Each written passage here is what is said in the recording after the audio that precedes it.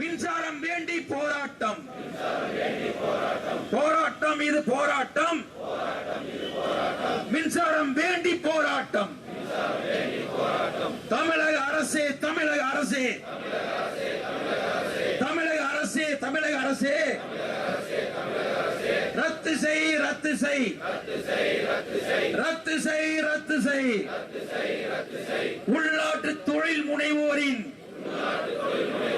உயிரை குடிக்கும் மின்வெட்டை, உயிரை குடிக்கும் மின்வெட்டை ரத்து செய், ரத்து செய், ரத்து செய், ரத்து செய்.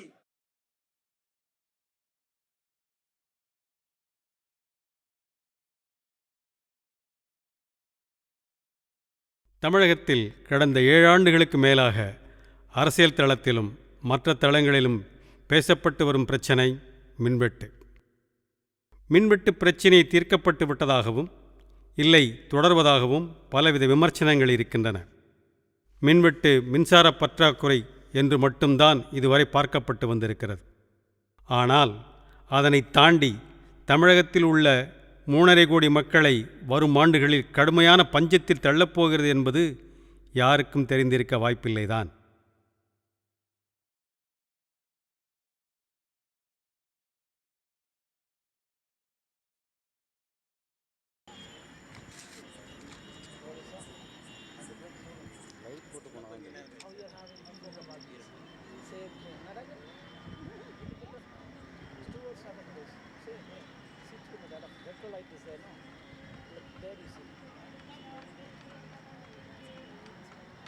மின்வெட்டுக்கு எதிரான போராட்டம் தீவிரமடைந்துள்ளது.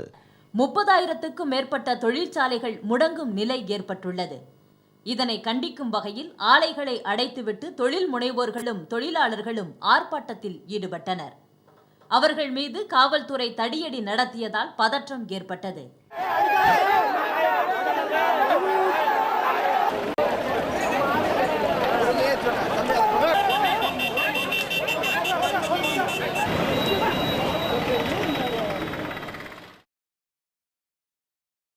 மின்வெட்டு 2008ஆம் ஆண்டுகளில் மட்டும் அறிமுகமான ஒரு பற்றாக்குறை அல்ல.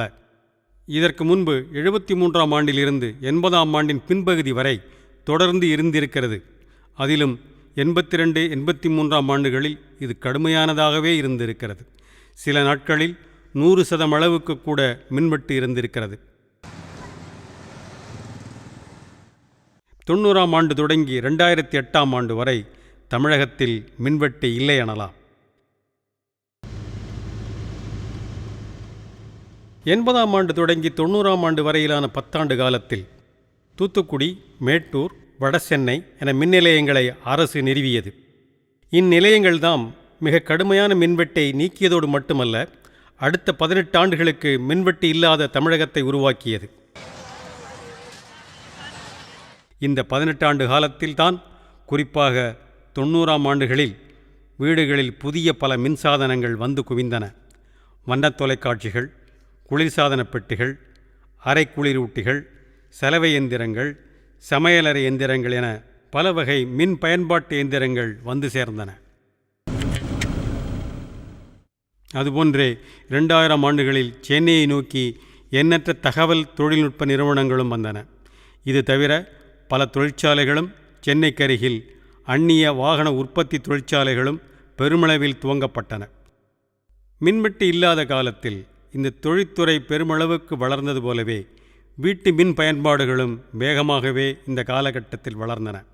அப்படியெல்லாம் வளர்ந்த இந்த மின் தேவை 2008ஆம் ஆண்டில் மின்வெட்டாக மாறியது. இந்த மின்வெட்டு கடுமையாக நம்மை பாதித்தது. எலக்ட்ரிசிட்டி கன்சம்ஷன், டோட்டல் எலக்ட்ரிசிட்டியில் இண்டஸ்ட்ரி கன்சம்ஷன் குறைஞ்சிருக்கு. கிட்டத்தட்ட 40% இப்போ 24% வந்து நிற்கிது. இந்த கரண்டை 2 வருடங்களாக தான். அதுக்கு முன்னால் இண்டஸ்ட்ரி நல்லா இருந்தது, நல்லா இண்டஸ்ட்ரியல் கன்சம்ஷன் ஜாஸ்தியாக இருந்தது, சேங்ஷன் டிமாண்டு நம்ம நல்லாவே இருந்தது. இந்த 2 வருஷமாக கொஞ்சம் கொஞ்சம் குறைஞ்சிக்கிட்டு வருது. தொழில்கள் கொஞ்சம் நலிவடைஞ்சிட்டு வருதுன்றது உண்மை. இது பஞ்சாலை தொழில் இன்று ஒரு சிரமத்தை எதிர்பார்க்கிறது என்றால் பல காரணங்கள் இருக்கின்றன. அதில் ஒரு முக்கிய காரணம் மின்சாரத்துடைய விலை. மின்சாரம் கிடைப்பது, மின்சாரமுடைய விலை, இந்த இரண்டும் தான்.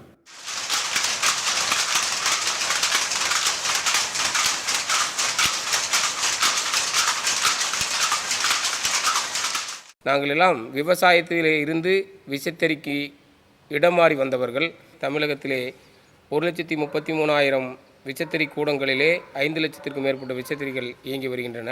கடுமையான மின்வெட்டு காரணமாக 3 ஆண்டுகள் எங்களுடைய தொழில் ஒட்டுமொத்தமாக வேறு மாநிலங்களுக்கு செல்கின்ற அளவுக்கு பாதிப்பு ஏற்பட்டது. இப்போ இந்த முதல்ல பவர் கட் எல்லாம் இருக்குது, கரண்ட் இல்லை அப்படின்னு எல்லாம் 8 சொன்னாங்க. மணி நேரம் 9 மணி நேரம் ஆப்பாச்சுங்களா. அப்புறம் ரொம்ப கஷ்டம் தாங்க. என்ன பண்ணுறது, எங்கேயோ கடை வாங்கி தான் சாப்பிட்றதாச்சு.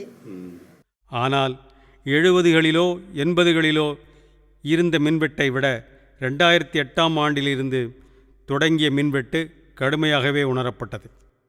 70-80ஆம் ஆண்டுகளில் இது போன்ற அளவுக்கு மின்வெட்டு கடுமையாக உணரப்படவில்லைதான். இந்தியாவில் விடுதலை பெற்ற பொழுது மின்சாரம் நகரங்களில் வசதி பெற்றோருக்கு மட்டுமே எட்டியிருந்தது. மிகவும் சில இடங்களில் உள்ளதாகவும் மின்சாரம் இல்லாத இருண்ட இந்தியாவாகத்தான் இருந்தது. இந்தியாவின் அரசியல் நிர்ணய சபையின் பாபா சாஹேப் அம்பேத்கர் மின்சாரத்துறையின் பொறுப்பை வகித்தார். அவர் மின்சாரம் நாடு முழுவதுக்கும் பரவ வேண்டிய அவசியத்தை உணர்ந்திருந்தார். மிக முக்கியமாக மின்சாரம் எல்லா மக்களுக்கும் எட்ட வேண்டுமென்றும் எல்லா பயன்பாட்டிற்கும் அது விரிவாக்கப்பட வேண்டுமென்றும் கனவு கண்டார். இதனை செயல்படுத்த மின் உற்பத்தியை நடுவண அரசுக்கும் மாநில அரசுக்கும் பொது கடமையாக செய்யப்பட்டது. மின்சாரம் எல்லா மக்களையும் எட்ட பொருளாதார வலிமை பெற்றவர்களிடம் அதிகம் பெற்று எளியவர்களிடம் குறைந்த விலைக்கு விற்கும் முறையையும் சட்டமாக்கினார். இந்த சட்டம்தான் மின்சாரம் வழங்கல் சட்டம் 1948. இந்த சட்டத்திற்கு பிறகு தமிழகத்தில் மின் உற்பத்தி மிக வேகமாக வளரத் தொடங்கியது. மேற்கு தொடர்ச்சி மலைப்பகுதிகளில் புனல் மின்சார உற்பத்தி நிலையங்கள் பல தோன்றின. 50-60ஆம் ஆண்டுகளில் நிறுவப்பட்ட அனைத்து மின் நிலையங்களும் புனல் மின் நிலையங்களே, நெய்வேலியை தவிர. விவசாய விரிவாக்கத்திற்காக கட்டப்பட்ட புதிய அணைகள் புனல் மின் உற்பத்திற்கு பெரிதும் துணை புரிந்தன. 60ஆம் ஆண்டில் நெய்வேலியில் கிடைத்த பழுப்பு நிலக்கரியை கொண்டு நெய்வேலி பழுப்பு நிலக்கரி அனல் மின் உற்பத்தி நிலையத்தினை நடுவண அரசை கொண்டு நிறுவிடச் செய்தார் பெருந்தலைவர் காமராஜர். தமிழகத்தின் மின்சாரத்தை பற்றி பேசும் பொழுது நெய்வேலி அனல் மின் நிலையத்தை பற்றி பேசாமல் இருக்க முடியாது. ஏனென்றால் தென் மாநிலங்களிலேயே பழுப்பு நிலக்கரி கிடைக்கக்கூடிய ஒரே இடம் நெய்வேலி தான். இங்கு இருக்கக்கூடிய மின்சாரம்தான் இன்றைக்கு தமிழகத்தில் பெரும்பங்கை கொடுக்கிறது. 1962 தமிழகத்தின் முதல்வராக இருந்த பெருந்தலைவர் காமராஜர் அவர்கள் நேருவின் உதவியுடன் இந்த அனல் மின் நிலையத்தை முதலில் கொண்டு வந்தார்கள். முதல் அனல் மின் நிலையத்தில் இருக்கக்கூடிய 600 மெகாவாட் மின்சாரமும் தமிழகத்துக்கே கிடைக்க வேண்டும் என்று காமராஜர் விரும்பினார். அதனை அவருடைய பிரதமராக இருந்த நேரு மூலமாக தமிழகத்திற்கு சாதித்தும் கொடுத்தார். ஆனால் இன்றைக்கு 2870 மெகாவாட் இன்றைக்கு உற்பத்தி செய்யப்பட்டாலும் தமிழகத்துக்கு கிடைப்பது என்னவோ 1400 மெகாவாட் மட்டும்தான். மிச்சம் இருக்கக்கூடிய 1400க்கு மேற்பட்ட மின்சாரம் என்பது தமிழகத்திற்கு தண்ணீர் தர மறக்கும் கர்நாடகத்துக்கும் கேரளத்திற்கும் பிற மாநிலங்களுக்கும் நாம் பங்கு வைக்கின்றோம்.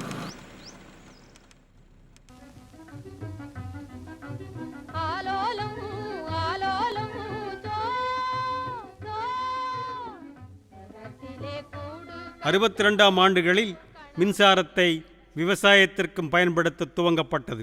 69-71ஆம் ஆண்டுகளில் அனைத்து கிராமங்களுக்கு மின்சாரம் என்ற திட்டத்தினை தமிழக அரசு செயல்படுத்தியது. அனைத்து கிராமங்களும் மின்சாரத்தை கண்டன. விரிவுபடுத்தப்பட்ட மின்சாரம் மக்களின் வாழ்க்கையில் பெரிய மாற்றத்தை கொண்டு வந்தது. இன்றைய தலைமுறைக்கு மின்சாரம் இல்லாத கிராமங்களை பற்றி கற்பனை கூட செய்ய முடியாது. கிராமங்களுக்கு விரிவுபடுத்தப்பட்ட மின்சாரம் மக்களின் வாழ்வில் பெரிய மாற்றத்தை கொண்டு வந்தது எனலாம்.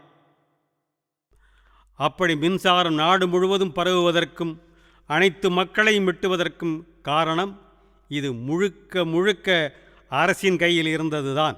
அது மட்டுமல்லாது மின்சாரத்தை ஒரு வணிகப் பொருளாக பார்க்காமல் சேவை பொருளாக அரசு தன் கையில் கொண்டிருந்ததுதான். அம்பேத்கர் அவர்களின் கனவுபடி 42 ஆண்டுகளில் இந்தியாவின் குறுக்கு நெடுக்குமாக மின்கட்டமைப்பு ஏற்படுத்தப்பட்டது. அப்படியெல்லாம் வளர்த்தெடுக்கப்பட்ட இந்த மின்சாரத்தில் தலையெழுத்தை மாற்றி எழுதப்பட்டதுதான் பெரிய துயரம். மின்சாரத்தின் அடிச்சாரத்தையே மாற்றி எழுதிய சரிதம்தான் இனி நாம் பார்க்க இருப்பது. 91 நடுவண் அரசு இனி எதிர்கால மின்சார உற்பத்தி அனைத்தும் தனியாருக்கு தரப்பட வேண்டும் என்று சொல்லியது. ஏனெனில் மின் உற்பத்தியில் முதலீடு செய்ய மாநில அரசுகளிடமோ மின்வாரியங்களிடமோ பணமில்லை என்ற காரணத்தையும் சொல்லியது. அத்துடன் பொதுத்துறையில் எந்த பெரிய மின் நிலையங்களும் அமைத்திடாமல் அனுமதியையும் மறுத்தது.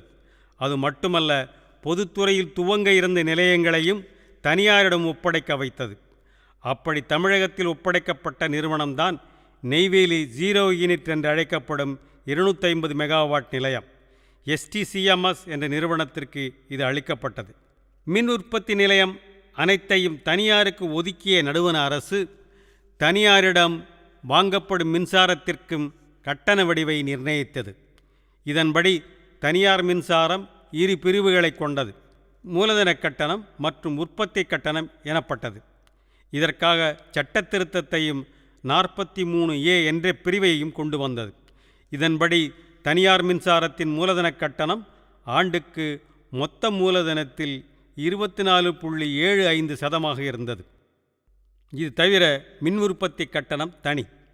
சாதாரணமாக தொழில் துவங்கும் நிறுவனங்கள் 30% கை முதலீடாகவும் 70% கடனாகவும் இருக்கும். இன்று வரை நடைமுறையில் உள்ள வழிமுறையாகும் இது. 100 கோடி ரூபாய் மூலதனத்தில் துவங்கப்படும் மின் நிலையத்திற்கு 30 கோடி ரூபாயை கைமுதலீடாக அதன் முதலாளி போட்டால் போதும்.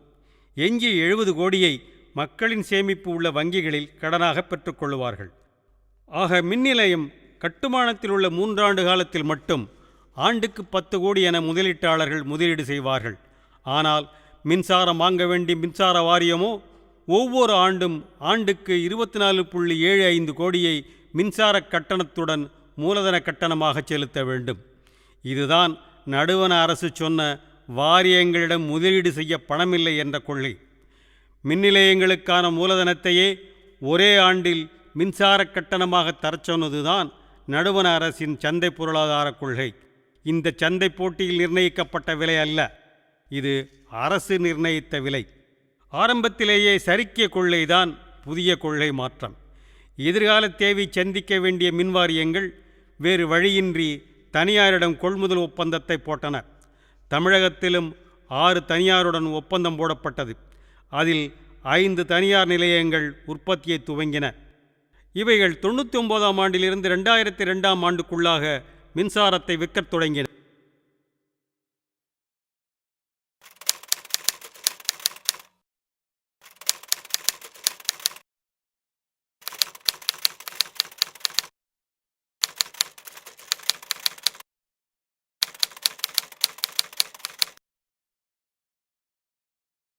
ஆயிரத்தி 1999-2000 லாபம் சம்பாதிக்கிறாங்க. அதனுடைய வருமானத்தையும் செலவையும் பார்த்திங்கன்னா வருமானம் அதிகமாகவும் செலவு குறைவாகவும் இருக்கக்கூடிய ஒரு ஆண்டாக இருக்கிறது.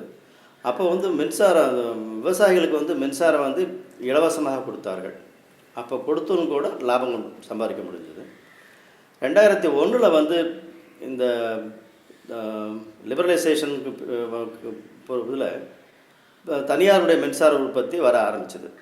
அதனுடைய விலை ₹2.25 நமக்கு வருமானம் வரும்போது அவர்களுடைய விலை ₹4.50 வரைக்கும் இருந்துச்சு. அதனால் மின்சார வாரியத்துக்கு அதிகமான இழப்பீடு ஏற்பட ஆரம்பிச்சது. 2004 வரைக்கும் பார்த்தீங்கன்னா கூட மொத்த மின்சார வாரியத்தினுடைய மொத்த கடனே 5000-6000 கோடி தான் இருந்துச்சு. இதற்கு தனியாரின் மின்சாரமே ஒரே காரணம். இந்த 5 தனியார் மின் நிலையங்களின் விலையை பாருங்கள். இந்த 5 நிறுவனங்களின் மொத்த உற்பத்தி திறனே 988 மெகாவாட் தான்.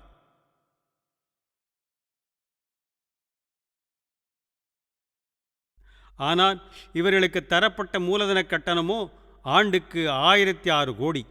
இது தவிர மின்சார உற்பத்தி கட்டணம் தனி. இந்த 1006 கோடியை முதலீடாக வாரியம் செய்திருந்தால் ஆண்டுக்கு 1000 மெகாவாட் நிலையங்களை அமைத்திருக்க முடியும். ஆனால் பரிதாபமாக அதனை மின்சார கட்டணமாக தந்தது மின்வாரியம். நடுவண அரசின் செயல்தான் இதற்கு காரணம். 2007 வரைக்கும் மின்சார பற்றாக்குறையும் குறைவாக இருந்துச்சு.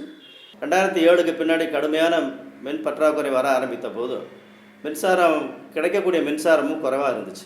ஏறக்குறைய இந்த 1000 மெகாவாட்டில் உங்களுக்கு எக்ஸப்ட் நெய்வேலி மற்றது எல்லாமே லிக்விட் ஃபியூலில் வச்சதுனால அவனுடைய ரேட்டு ஏறக்குறைய 10 ரூபா 12 ரூபாய்னு வர ஆரம்பிச்சிருச்சு. நீங்கள் 4 ரூபாய்க்கு மின்சாரம் விற்பனை செய்யும் போது 12 ரூபாய்க்கு மின்சாரம் வாங்கும்போது எக்கச்சக்கமான நஷ்டம் ஏற்பட ஆரம்பிச்சது. வாரியங்களின் நிதி நெருக்கடியில் வீழ்வதைக் கண்ட நடுவண அரசு இனி தனியார் மின்சாரத்தின் விலையை திறந்த ஒப்பந்த புள்ளிகள் மூலமாக கொள்முதல் செய்யவும் குறைந்த விலை மின்சாரத்தினை கண்டறியவும் தனது கொள்கையினை 2006 மாற்றி அமைத்தது. அதாவது 12 ஆண்டுகளுக்கு பிறகு இந்த மாற்றத்தினை கொண்டு வந்தது. இந்த கொள்கை மாற்றமோ தனியாருடன் கூட்டிச் சேர்ந்து கொண்டு பெரும் ஊழல் புரிய அரசியலாருக்கும் நிர்வாகிகளுக்கும் ஒரு பெரிய நுழைவாயிலை திறந்துவிட்டது. கண்ணுக்கு தெரியாத வாங்கும் பொழுதே பயன்படுத்தப்பட்டு விடுகின்ற மின்சார கொள்முதல் என்பது பெரும் மழையாக பணங்கொட்டும் வழியாக அரசியலாருக்கும் நிர்வாகிகளுக்கும் அமைந்தது. இதற்கு ஏதுவாக 2008 மின்வெட்டு ஒரு பெரிய வெள்ளம் வந்தால் திறக்கப்படும் அணை போல் ஊழலுக்கு வழியை திறந்துவிட்டது. இந்த ஊழல்தான் மின்சார வாரியத்தை நினைத்தும் பார்க்க முடியாத கடன் சுமையில் தள்ளிவிட்டது. போராட்டம் இது போராட்டம். 2008 மின்வெட்டு தவிர்க்க முடியாததாயிற்று. 90ஆம் ஆண்டு வரையிலான தனது சுய உற்பத்தி மூலமே மின் தேவையை சந்தித்து வந்த வாரியம் 2008 மின்வெட்டை சந்திக்க தனியாரிடம் மின்சாரம் வாங்க வேண்டிய நிலைக்கு தள்ளப்பட்டிருந்தது. இந்த பற்றாக்குறை மக்களை பெரிதாக பாதித்தது. மக்களின் துயரமாக இருந்ததே தவிர அரசியலாருக்கு நிர்வாகிகளுக்கும் அவ்வாறு இல்லை. அவர்களுக்கு இது இனிப்பு தகுந்த செய்தியாக இருந்தது. பற்றாக்குறையை காட்டி என்ன விலைக்கு வேண்டுமானாலும் வாங்கலாம் அல்லவா? மக்களின் துயரை காட்டி தங்களின் ஊழலை பெருக்கிக் கொண்டார்கள்.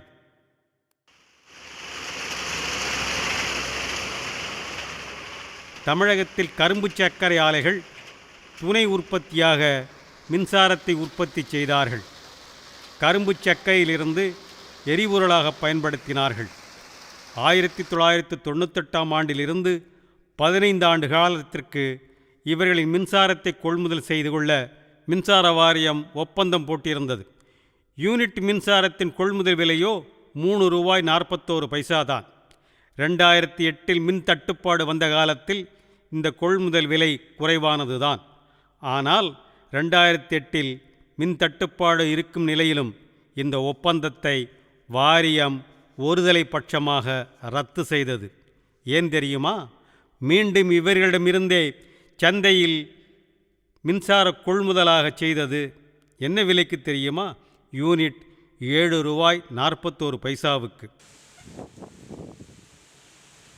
காவேரி படுகையிலும் வைகை படுகையிலும் எரிக்காற்று எடுக்கப்படுகிறது.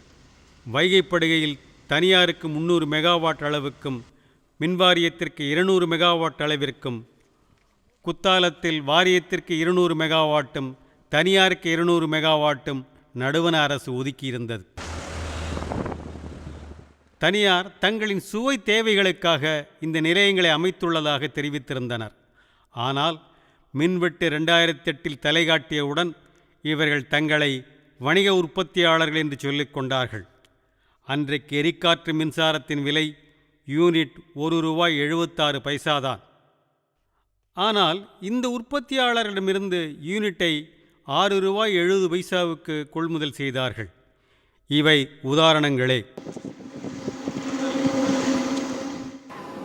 இன்றைக்கு இந்தியாவில் இருக்கக்கூடிய மொத்த காற்றாலைகளில் 42% தமிழகத்தில் இருக்கின்றன. 11,200 காற்றாலைகள் இன்றைய தேதிகளிலே தமிழகத்தில் இயங்கி கொண்டிருக்கிறது. இந்தியாவிலேயே காற்றாலை மின்சாரத்தை உற்பத்தி செய்யக்கூடிய மாநிலமும் தமிழகம்தான். தமிழகத்தினுடைய வளம்தான் காற்றாலை, காற்றினுடைய வேகம் என்பதை நாம் புரிந்து கொள்ள வேண்டும். 11,200 காற்றாலைகளும் இன்றைக்கு தனியாருக்கு மட்டுமே சொந்தமானவை. வணிக நிறுவனங்களும் தொழில் நிறுவனங்களுமே இந்த காற்றாலை நிறுவிக்கின்றன. இவற்றை நிறுவுவதற்கு அவர்கள் 3 கோடி செலவழித்தால் 3.16 கோடி அளவிற்கு அவர்களுக்கு வருமான வரியில் கழிவு என்று கொடுத்திருக்கிறார்கள். ஆக காற்றாலை என்பது கிட்டத்தட்ட இலவசமாகவே தனியாருக்கு கொடுக்கப்பட்டிருக்கிறது. மின்வெட்டே அரசியல் காரணமாகி 2011 அரசியல் மாற்றமும் வந்தது. 2008 மின்வெட்டு காலத்தில் சுய உற்பத்தி தான் மின்வெட்டை சந்திக்க முடியும் என்பதனை உணர்ந்து கொண்ட மாநில அரசு வாரியத்தின் சுய உற்பத்தியை கூட்டுவதற்காக 3300 மெகாவாட் உற்பத்தி நிலையங்களை 25,000 கோடியில் துவங்கியிருந்தது. இந்த நிலையங்கள் 2011 உற்பத்தி துவங்க வேண்டியது என்பது குறியீடாகும். 2011 வந்த ஆட்சி மாற்றம் இந்த நிலையங்களின் உற்பத்தியை துரிதப்படுத்தியிருந்தால் மின்வெட்டை 2012 தவிர்த்திருக்கலாம். தனியாரிடம் கொள்முதலும் தேவையில்லை. ஆசை யாரை விட்டது? 2011 வரவேண்டிய இந்நிலையங்கள் 2012 வரவில்லை, 2013 வரவில்லை, 2014 இறுதியில்தான் உற்பத்தியை துவங்கின. கொள்முதல் மின்சாரத்தின் சுவை அப்படி போலும். கொள்முதல் மின்சாரம் என்றாலே ஊழல் செய்வதற்காகவே அதிக விலையில் தனியாரிடமிருந்து மின்சாரம் வாங்குவது என்று பொருளாகிவிட்டது. இந்த மின்சார பற்றாக்குறைக்கு காரணமே நீங்கள் பார்த்தீர்கள் என்றால் 2001 ஆரம்பித்த இந்த திட்டங்கள் 2011 முடிந்திருக்க வேண்டும். 2012-13 அவர்கள் மின்சாரம் வாங்க வேண்டிய கட்டாயம் ஏற்பட்டிருக்காது. அதனால தான் நாங்கள் சொன்னோம் 2000 மில்லியன் யூனிட், அதாவது 200 கோடி யூனிட்டுக்கு மேல் மின்சாரத்தை வெளியிருந்து வாங்க வேண்டிய அவசியம் இருக்காது என்று நாங்களும் சொல்லியிருந்தோம் எங்களுடைய உத்தரவிலே. ஆனால் அவர்களுடைய இந்த மின் நிலையங்கள் தாமதமாகிக்கொண்டே இருந்தது. அவர்கள் ஏறக்குறை 26 மாதங்களுக்கு மேல் காலதாமதம் செய்திருந்தார்கள். அது மட்டுமல்ல, 2012 வாரியத்தின் 300 மெகாவாட்டிற்கான 3 எரிக்காற்று நிலையங்களை பழுதடைந்ததாக ஓராண்டு காலத்திற்கு முடக்கியது வாரியம். எரிக்காற்று பற்றாக்குறை இருந்த காலத்தில் மின்சார விற்கும் தனியாருக்கு எரிக்காற்று குறையக்கூடாதல்லவா? அப்பொழுதுதானே கொள்முதல் மின்சாரம் கூடும். கொள்முதல் மின்சாரம் கூடினால்தானே தங்கள் லாபமும் உயரும். ஆக கொள்முதல் மின்சாரத்திற்காகவே மின்வெட்டு 2013-2014 ஆண்டுகளுக்கு மேலும் நீடிக்கப்பட்டது.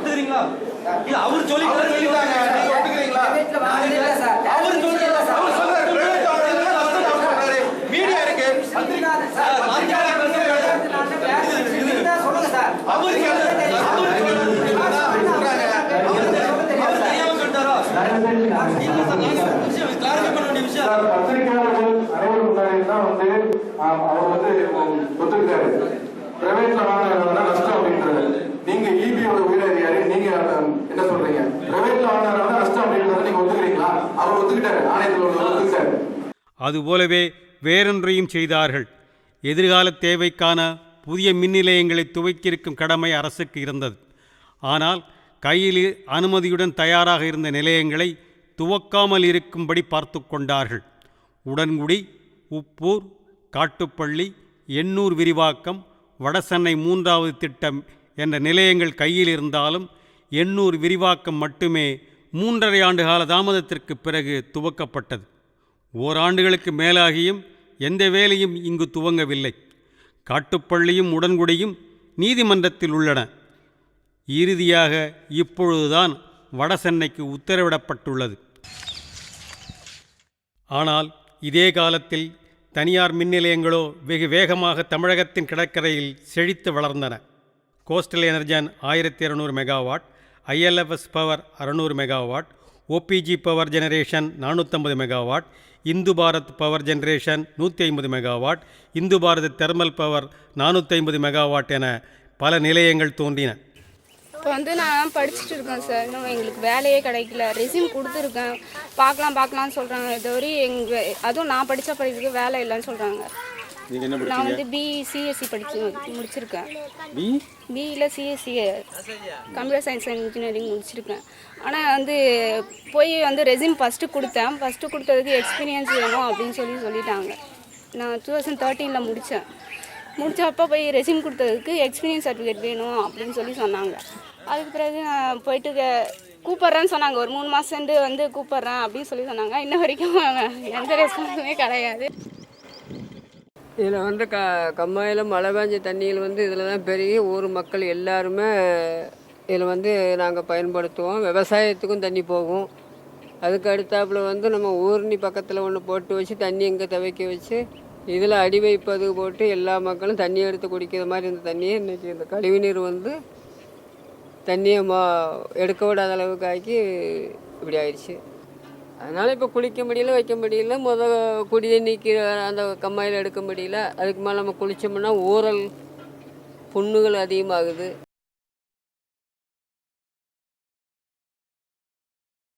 வீட்டில் படுத்தா தூக்கம் கிடையாது. நைட்டுக்கு தூக்கமே இல்லை. தலையை வச்சு படுத்தா தலை தூக்குது. எனக்கு முடியாமல் போன காரணமே அதுதான். ஒரு 5 வருஷமாக நான் ரொம்ப முடியலை. தூக்கம் வரலன்னா ஏன் தூக்கம் வரல? தூக்கம் அந்த பிளான்ட்டு தான் அந்த தலையை தூக்குதே. டக்கு டக்கு டக்கு டக்கு டக்குன்னு அடிக்குது, அதிருது. வீடு பீரோ ஆடுது. நில சன்னெல்லாம் டர்ரு டர்ரு டர்ரு டர்ருன்னு கேட்குது. கிட்டு கிட்டு கிட்டு கிட்டு கிட்டு கிட்டு கிட்டுன்னு ஆடுது. எதிர்பார்த்தபடி இந்த அனைத்து மின் நிலையங்களிடமிருந்தும் அரசு மின்சாரத்தை விலைக்கு வாங்குகிறது. அரசு 5800 மெகாவாட் அளவிற்கு தனியாரிடம் நீண்ட காலம், இடைக்காலம், குறுகிய காலம் என்று கொள்முதல் ஒப்பந்தம் போட்டிருக்கிறார்கள். கொள்முதல் மின்சாரத்தின் விலை யூனிட் $4.91 என்று சொல்லப்படுகிறது. ஆனால் தரப்படுவதோ $6.38 $5.51 என்று செய்திகள் சொல்லுகின்றன. அரசோ வாரியமோ இதனை மறுக்கவில்லை. உலகப் பொருளாதாரம் மந்தமடைந்ததால் மின்சாரத்தின் விலை வீழ்ச்சியடைந்துள்ளது. தென்மண்டலத்தில் மின்சாரத்தின் விலை என்பது $2.86 என்று இந்திய மின்சார பங்குச்சந்தை வெளியிட்டுள்ளது. உத்தரப்பிரதேச மாநிலமாம் யூனிட் $3.20 கொள்முதல் செய்துள்ளதையும் அந்த மாநிலத்தின் ஆணையம் ஏன் சந்தையில் $2 கீழே கிடைக்கும் பொழுது இந்த விலைக்கு கொள்முதல் செய்யப்படுகிறது என்ற கேள்வியையும் எழுப்பியுள்ளது.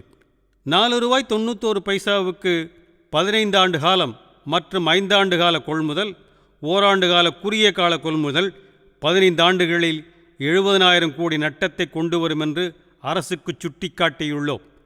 வாரியம் தற்போதே ஆண்டுக்கு 12,500 கோடி அளவுக்கு நட்டத்தை கொண்டு வந்து கொண்டிருக்கிறது. 2003ஆம் ஆண்டு தொடங்கி தொடர்ந்து 12 ஆண்டுகளாக நஷ்டத்தை மட்டும் சம்பாதித்து வரும் ஒரே வாரியம் தமிழ்நாடு மின்சார வாரியம் மட்டும்தான்.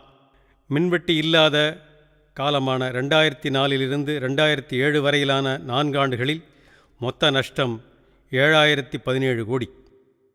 மின்வெட்டு தொடங்கிய 2008 2011 வரையிலான 4 ஆண்டு காலங்களில் 38,397 கோடி நஷ்டம்.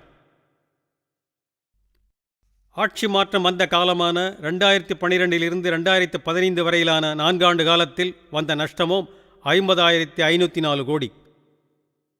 ஆக மொத்த நஷ்டம் 96,000 கோடி. நடப்பாண்டு நஷ்டம் இதில் சேரவில்லை. மின்சார பற்றாக்குறை இருந்த 2012 மின்சார வாரியம் ஒரு 15 ஆண்டு காலத்துக்கு ஒரு நீண்ட கால ஒப்பந்தம் போடுவதற்காக ஒரு டெண்டர் போட்டாங்க.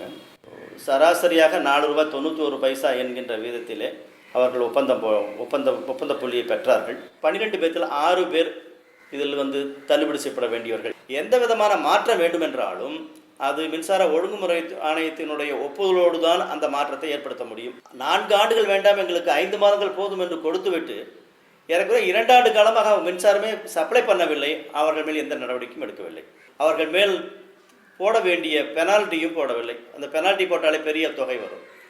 ஆனால் அதே சமயத்தில் அவர்கள் அதிக விலை கொடுத்து வெளியே மின்சாரத்தை வாங்கி கொண்டிருக்கின்றார்கள். என்ன விலை கொடுத்து வாங்குகிறார்கள் என்று சில கணக்குகளை கேட்டோம். அப்போது சிலரிடம் அவர்கள் மின்சாரத்தை $5.50 $6.70 என்கின்ற $7 வரைக்கும் அவர்கள் வாங்கியதாக கணக்கு சொன்னார்கள். $4.91 வாங்க வேண்டிய மின்சாரத்தை ஆரம்பித்த ஓராண்டு காலத்திலேயே $7 வரைக்கும் போகிறது என்றால் அது எந்த அளவுக்கு போகும் என்பதை கணக்கிட்டு சொல்ல முடியாது. ஆக ஒரு ரஃப் எஸ்டிமேட் பார்த்தீங்கன்னா ஒரு 50,000 கோடி ரூபாய் இந்த 15 ஆண்டு காலத்திலே குறைவில்லாமல் நஷ்டமாகும். எனவே இவர்கள் கொடுத்திருக்கக்கூடிய இந்த டெண்டரினுடைய கண்டிஷன்ஸ் வந்து இவர்களுக்கு சாதகமாக இல்லை, இவர்களுக்கு பாதகமாக இருக்கிறது. ஒன்று. அடுத்தது, இவரோட கொடுத்துருக்க விலையும் வந்து இதே சமயத்தில் மற்ற மாநிலங்களில் வாங்கியிருக்காங்க. 15 ஆண்டு காலத்துக்கு 20 ஆண்டு காலத்துக்கு வந்து மின்சாரத்தை வந்து கொள்முதல் செய்திருக்கிறார்கள்.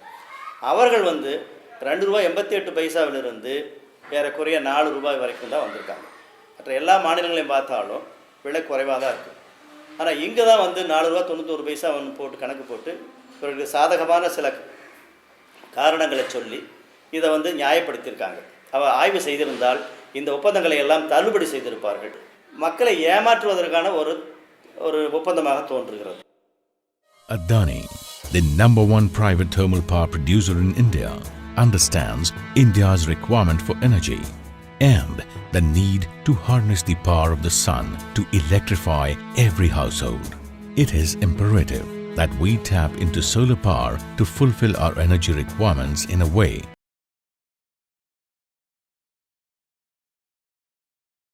சூரிய ஒளி மின்சார கொள்முதலை பாருங்கள். பெரும் முதலாளியான அதானியுடன் இந்தியாவின் மிகப்பெரிய சூரிய ஒளி மின் நிலையத்திற்காக அரசு கொள்முதல் ஒப்பந்தம் போட்டிருக்கிறது. விலை என்ன என்பதுதான் கேள்வி. யூனிட்டின் விலையை ஒப்பிட்டு பாருங்கள். மத்திய பிரதேசத்தில் ₹5.05, ஆந்திரத்தில் ₹4.64, ராஜஸ்தானில் ₹4.34. ஆனால் தமிழகத்திலோ ₹7.01. அதானிக்கு ஏன் இந்த விலை? யாருக்காக இந்த ஒப்பந்தம்? ஒரு காலகட்டத்தில் டான்ஜெட்கோ தான், டிஎன்இபி தான் நாட்டிலே ஒரு முதன்மையான ஒரு எலக்ட்ரிசிட்டி போர்டாக இருந்தது. ஆனால் கடந்த 15-20 வருடங்களில் சறுக்கி இப்பொழுது மத்திய அரசின் மின் உற்பத்தி நிலையங்களை விட தமிழ்நாடுடைய மின் உற்பத்தி நிலையங்களை விட காஸ்ட் ஆஃப் பவர் ப்ரொடக்ஷன் அதிகமாக போச்சு. மின்சாரம் பர்ச்சேஸ் பண்ணுறது, அதாவது இந்த மற்ற மாநிலங்கள்லேருந்து பர்ச்சேஸ் பண்ணி விற்கிறதுங்கிறது லாங் டேர்ம் அக்ரிமெண்ட்டு ₹4.90 அது இதுன்னு போடுறாங்க. இப்போ சோலார் பவர் ₹7 போட்டிருக்குறாங்க. இப்போ சோலார் பவர் வந்து ₹4.40 கீழே வந்துருச்சு. இது ஒரு கமர்ஷியல் அவுட்லுக் இல்லாமல் ஒரு பண்ண காரணத்தினால ஆவரேஜ் காஸ்ட் வந்து வருங்காலத்தில் Tamil Nadu electricity board, Tamil Nadu electricity consumer மேலே ஒரு பெரிய பளு ஏற்றப்படுது. ₹7 நீங்கள் அக்ரிமெண்ட் போட்டு எலக்ட்ரிசிட்டி அக்ரிமெண்ட் போட்டால் அதே என்டிபிசி ₹4.40 மத்திய பிரதேசத்தில் வாங்கி விற்கும்போது மத்திய பிரதேசத்தில் இருக்கிற மில்லுகளும் தமிழ்நாட்டில் இருக்கிற மில்லுகளும் எப்படி கம்பீட் பண்ணுறது? சூரிய சக்தி மின்சாரம் கொள்முதல் தொடர்பான தமிழ்நாடு மின்சார ஒழுங்குமுறை ஆணையத்தின் புதிய உத்தரவால் மின் வாரியத்திற்கு 23,000 கோடி ரூபாய் இழப்பு ஏற்படும் என ஒழுங்குமுறை ஆணைய உறுப்பினர் ஒருவர் குற்றம் சாட்டியிருக்கிறார். சோலார் மின்சாரத்தினுடைய விலை வந்து பெரிய அளவில் குறைந்து வந்திருக்கிறது. பார்த்தீங்கன்னா ₹24 இருந்தது ₹12 வந்து இப்போ ஏறக்குறைய வந்து ₹5 ₹4 என்று விலை குறைந்து வந்திருக்கிறது. இது வந்து 0.05% ஆர்பிஓ என்பது ஏறக்குறைய இது ஒரு 30 மெகாவாட் என்கின்ற அளவில் தான் வரும். நாங்கள் ஆர்பிஓவை 2015 வரை அதிகரிக்கவில்லை. மின்சார வாரியத்திற்கு வந்து அவர்களே நஷ்டத்தை உண்டாக்கி கொள்ளக்கூடிய ஒரு நடவடிக்கையாகும். இவர்கள் 30 மெகாவாட்டுக்கு மேல் வாங்குவது குற்றமாகும். 30 மெகாவாட் அளவை மீறி போடுவதும் தவறு. அதேபோல் ₹7.01 என்பது செப்டம்பர் 2015க்கு மேல் நீட்டி வைத்ததும் தவறு. மின்சார வாரியம் இவ்வளவு தூரம் நஷ்டம் ஏற்பட்டதற்கு முதல் காரணம் இந்த மின் கொள்முதல் தான்.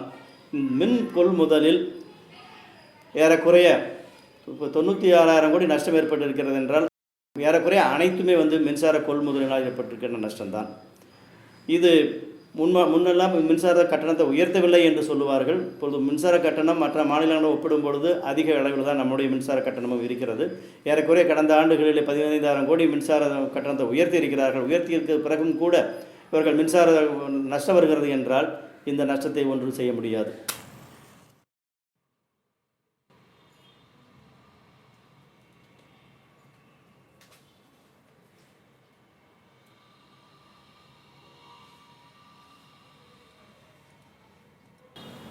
தமிழ்நாடு மின் வாரியத்தின் மொத்த கடனில் 75% தமிழக அரசையே ஏற்றுக்கொள்ளச் சொல்லுகிறது நடுவண் அரசு.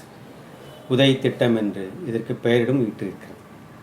இதன்படி 72,000 கோடி ரூபாயை தமிழக அரசு ஏற்றுக்கொள்ள வேண்டும். 91 மாநில அரசுகளிடம் முதலீட்டுக்கு பணமில்லை என்று சொல்லி மின் உற்பத்தியை தனியாருக்கு ஒதுக்கிய நடுவண் அரசு இன்று அதே தனியாரால் ஏற்பட்டுள்ள கடுமையான நஷ்டத்தை மாநில அரசுகளை ஏற்கச் சொல்லுகிறது. I just want to understand, in your assessment, what percentage of those loans would have gone bad had you not done this external intervention? Well, if you take the top 4 DISCOMs, Rajasthan, Uttar Pradesh, Tamil Nadu and Haryana, they would cumulatively account for nearly 200,000 crores. That's $30 billion of loans.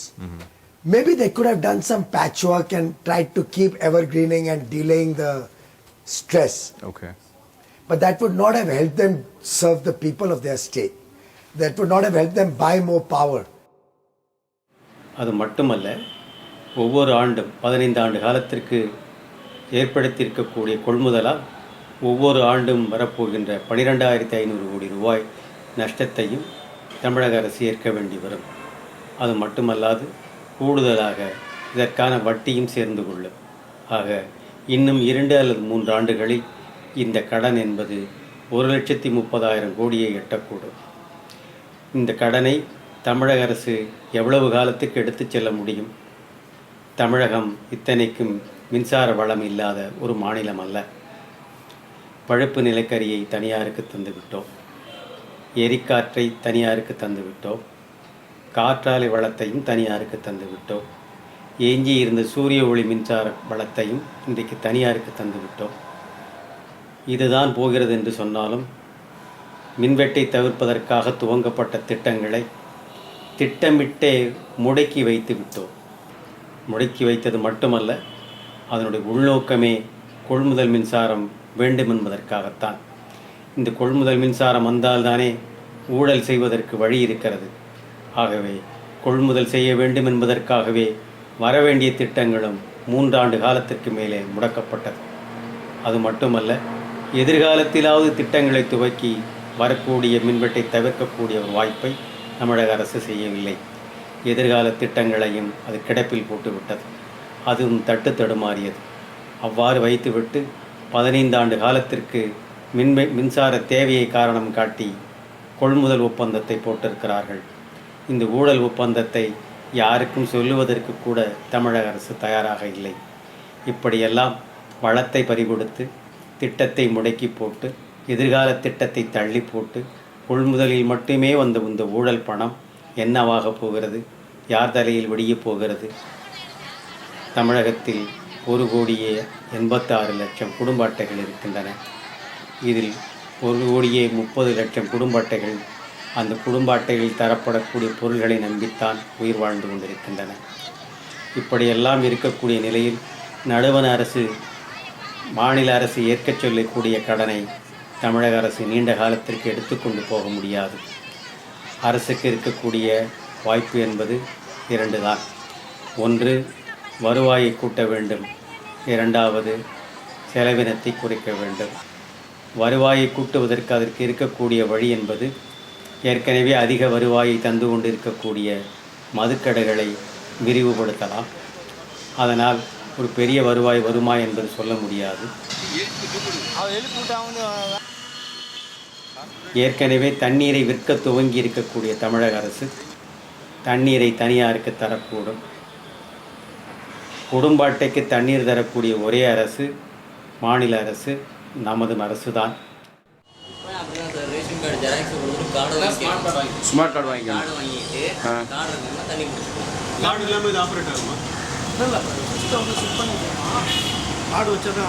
Time எத்தனை மணிலேருந்து எத்தனை மணிக்கு தண்ணி விடுவீங்க? காலையில் 7 to மதியம் 2 மணி வரைக்கும் sir. திரும்ப 4 மணிலேருந்து